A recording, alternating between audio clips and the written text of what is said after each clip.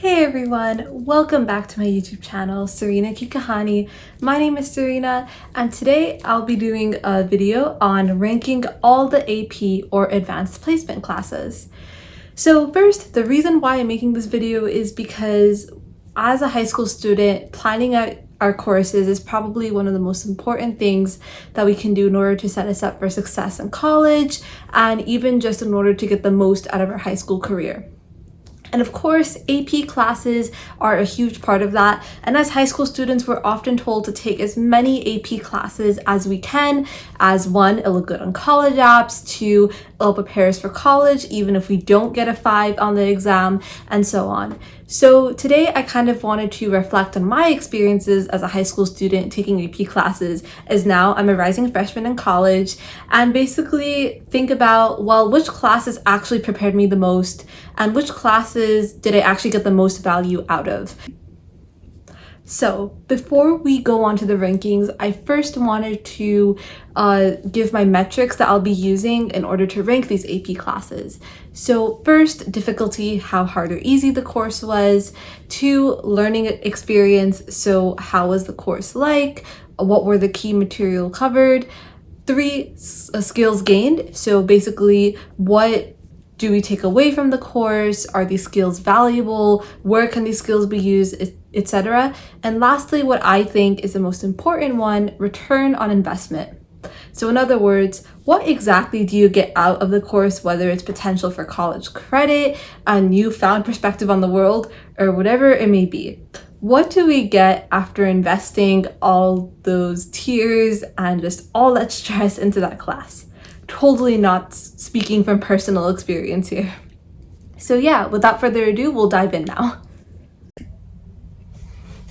Alright, so first we have the AP art classes, 2D, 3D, then AP drawing. So I'm going to put these as S tier because honestly, like the process of making your own portfolio and just really kind of centering your art around a unified theme and just going through the creative process and the whole design process is something that we don't get from other AP classes, and the fact that your exam is based on your portfolio is something that's really valuable and really aligned to like college art classes. So going through that whole process is something that enhances critical thinking skills and just again has a huge return on investment.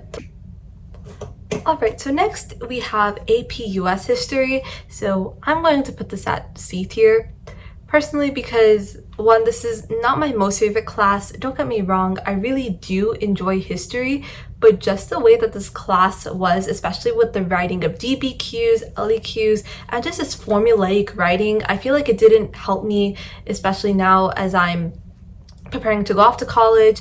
Like, I didn't really use those skills since, and the writing skills I gained in AP Lang were much more valuable. So again, AP US history, I'm gonna have to put that at C tier. AP European history, I'm going to put that at D tier only because when it comes to AP Euro, it's more of the same of APUSH except with Europe, and most people are going to be more likely to take AP US history before AP Euro potentially, and I feel like again you're not really gaining much more. So next is AP macroeconomics. I'm going to put this at A tier because it is a really valuable class if interested in economics, if pursuing a career in business or maybe entrepreneurship, to understand how the economy works, of course. However, I feel like this course, like the experience of the course would definitely vary depending on the teacher. So perhaps if your teacher makes you memorize a lot of stuff or they're just not the best teacher, you may have to like cover most of the course yourself. So for that reason, it's A tier. And same reason, AP Micro is A tier. Next is AP Psychology. Again, really valuable course. I didn't take it, but a lot of my friends did. And just again, learning about how the mind works is definitely really eye-opening. And the exam though, I don't think it's so fun because it's multiple choice and then again some formulaic FRQs, and a lot of psychology stuff could be learned outside of the course as well. And like the real experience of the course really depends on how on like how many hands-on activities a teacher does, or whether they're just making you memorize a bunch of stuff. So because the experience varies by the teacher often, but again with the potential to learn a lot, I'm also going to put this at A tier. Next is AP World History. And this course was definitely something for me. I took it in my freshman year of high school, and I really don't remember much of the material. And I'm actually going to put this at D tier for the same reason why I put AP European History at D tier, because honestly, it's a lot of the same formulaic writing, which I never used ever since. Except with AP World History, they try and squeeze so much content into one course. Like they try and put the whole world into one course. And honestly, my main problem with the AP History courses is just a lack of representation. So APUSH and AP European History, they cover the events that went on in the First World, and even AP World History, like sure, it's supposed to cover the rest of the world, but a lot of that time is honestly spent covering like the Western world, so the United States and Europe and the world wars especially. That was probably like the biggest part of AP World History, and a lot of like the ancient cultures and what kind of goes on like the rest of the world. Like we kind of miss out on that in AP World, and there's just like a lack of representation. Like I would really appreciate if College Board could have classes like AP African History, or I don't know, AP South Asian History, or AP Japanese History. Like those things are really interesting. Am I focusing on one region, or one region that's not the US or Europe? I feel like we could definitely give more representation to that area, and perhaps allow kids to learn something that they would not have learned otherwise, and to just get a different experience. Next is AP Calculus AB. So first of all, honestly, I'm going to put this at B tier, because if you could take BC, like take BC, and while I'm there, BC is going to go in S tier, because the return on value for BC is honestly so high, because most majors, most science majors, you're going to have to take Calc 1 and Calc 2. So, and like Calc BC is really only 1 or 2 more units more than AB, and by just kind of doing that, you get like much more, and you could get college credit and kind of get out of those first 2 calculus classes, especially if calculus is the only math you need for your major. So next is AP CSA. So I'm going to put this at A tier, because I actually did learn a lot from the class, and I did get college credit for it, so that's awesome. However, with AP CSA, I hate the exam. When are you going to handwrite code? You know what I mean? Like you're going to code on a computer, not necessarily handwrite it, and it definitely did strengthen my logic skills, referring to the course obviously, but the exam and just the way it's structured is why I'll have to put it at A tier. APCS Principles. Honestly, this course doesn't really have a lot of value to it, so we're going to have to put it at F tier, because if you could take APCSA, like take that. Alright, so next is AP Pre-Calculus. This is actually a new AP course, and honestly, I don't know why it exists, because you'll have to take calculus for a science or engineering related major, so because of that, F tier. Next is AP Stats. I'm actually going to put this at S tier, because it is a really valuable course for anyone to take, even if you're not in a science or engineering major, just to know how data works, and just to know, again, like the scientific way of doing things, especially even if you're like a poli-sci major, especially when it comes to collecting data, understanding trends, interpretations, and yeah. Next is AP US Government. I'm going to put this at C tier along with APUSH, because personally I didn't really learn a lot from AP US Government. Like it was definitely an easier AP course, but honestly a lot of the things in AP US Government is something that could be learned even like just by living in the United States. I mean, it's something that you could learn through other sources. The only interesting part of it though was court cases, but again that was only 1 unit, so because of that it's C tier. Next is AP Comparative Government, which is really similar to AP US Government, except you're looking at governments from different countries. And because of that, I feel there's more potential to learn different things, so that's B tier. Next is, I'm going to do AP English Lang before I do AP English Lit, but I'm putting AP Lang at A tier because my writing skills really improved throughout the course. I wrote a lot and definitely learned to become more purposeful and intentional with my writing and analysis skills, and I had an amazing teacher on top of that. However, my problem with this course is the exam. Like, you're not going to do timed writings in college. You're going to build a portfolio, especially in writing intensive courses in college. So I don't like the AP Lang exam. So we're gonna put that at A tier. Next is AP English Lit. That's gonna go at B tier because while reading literature is fun and analyzing it is definitely a lot of fun, and I was able to get exposure to different to different pieces of literature throughout this class, which I wouldn't have prior. Again, I don't like the exam, and you lose so much on the analysis aspect by making it a time constraint. Like in AP English Literature, you have to write analyze 3 pieces in the span of 2 hours, and honestly it would be better if we just got one text and had the whole block to analyze it, because people would be pulling out so much more and it would be a lot more nuanced. So yeah, again, multiple choice, I don't like it either because you kind of miss out on that analysis portion. Yes, multiple choice is a valuable skill, but when it comes to analyzing literature, I feel like it's very open-ended, and spending a lot of time on it is something that needs to be done. Okay, so next is AP Music Theory. I'm also going to put this at B tier because a lot of people who take AP Music Theory are going to be musicians.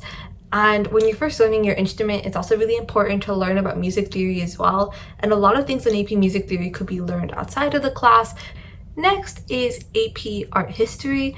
I'm also going to put that at B tier because while it's definitely interesting and while it definitely kind of gives you exposure to different art pieces, a lot of those things could be done outside of the class. And even if you are a history major, majoring in art or looking at art, you're probably going to have to retake that class anyway, because the AP Art History exam is not really structured like a class as we went over with AP Lang and AP Lit.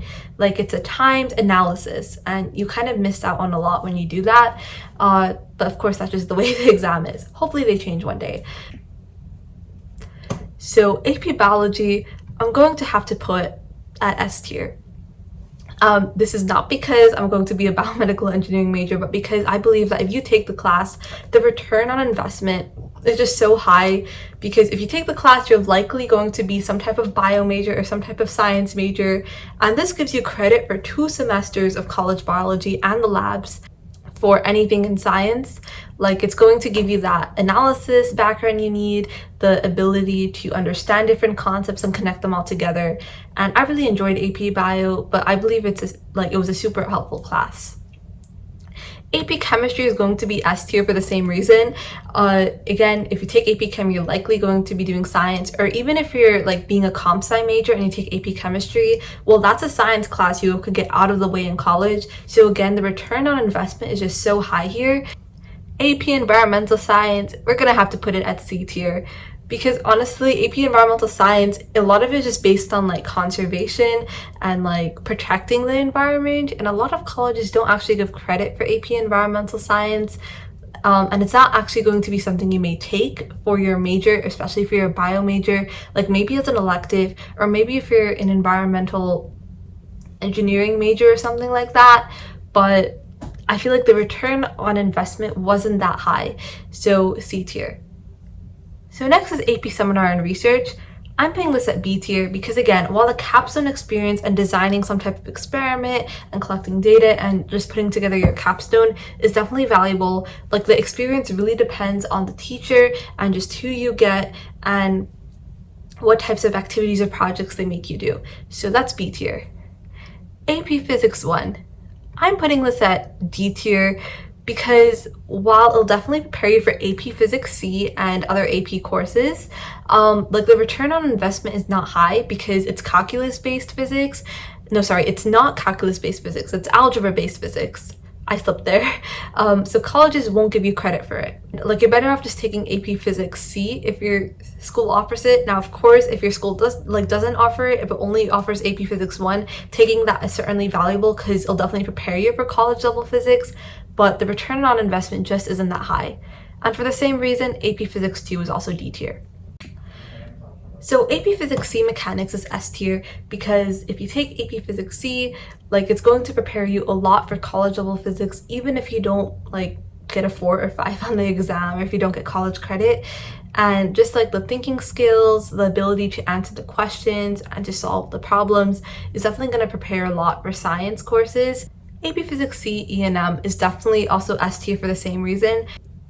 Last are the AP World Languages. I never took AP World Languages in high school, but I'm putting this at B tier because it's definitely going to be valuable perhaps if you want to learn to speak another language because you're kind of like formalizing that by taking a class, or if you need to get like a language requirement out of the way for college. This is definitely one way to do that perhaps. So I realized that I forgot one AP course, and that's actually the AP African-American Experience, and that's a really new AP course. That's probably why I accidentally forgot to copy it over to this list. But I'm actually going to put that at A tier because I think it's really good to have a course like this because it actually gives representation to parts of history that don't get representation. And here are the finished rankings.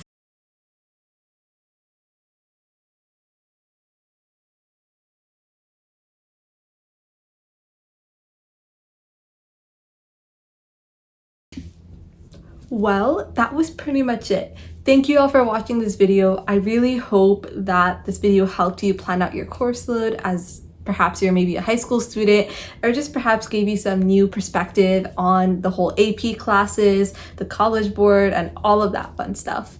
Thanks again for watching, and if you like this video, I encourage you to hit that like button down below, subscribe to my channel, and turn on notifications, and perhaps check out some of the other videos while you're here. Thank you so much again, and be sure to be tuned in for the next video. Thank you. Bye.